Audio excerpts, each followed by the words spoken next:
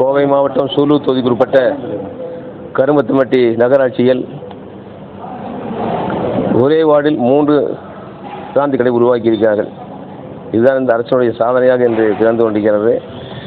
ஒரே வார்டில் இப்பொழுது பொதுமக்கள் எதிர்ப்பை மீறி புதிதாக ஒரு பிராந்தி கடை திறந்து அதில் மக்கள் அதிகமாக வரக்கூடிய ஒரு பகுதி.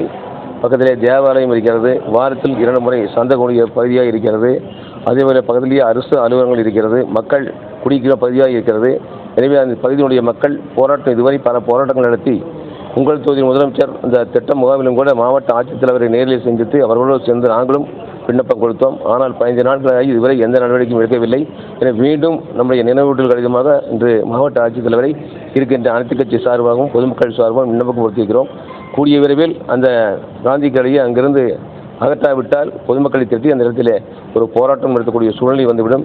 எனவே மாவட்ட ஆட்சித்தலைவர் உடனடியாக அதை உரிய முறையில் எடுப்பேன் என்று உறுதி கூறியிருக்கிறார்கள். எனவே அவர் மீது நம்பிக்கை வைத்து நாங்கள் செல்கிறோம்.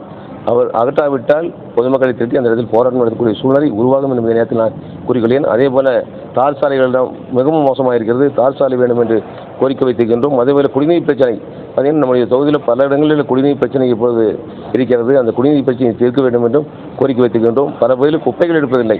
பார்த்தீங்கன்னா முதல்ல ஊராட்சி மன்ற தலைவர் எடுக்கும்போது பல பகுதியில் குப்பைகள் எடுக்கப்பட்டது. இப்பொழுது குப்பைகள் எடுப்பதில்லை. அதையெல்லாம் நிறுத்தி செய்ய வேண்டும் என்று மாவட்ட ஆட்சியரிடம் இந்த கோரிக்கை மனுக்கள் கொடுத்திருக்கின்றோம்.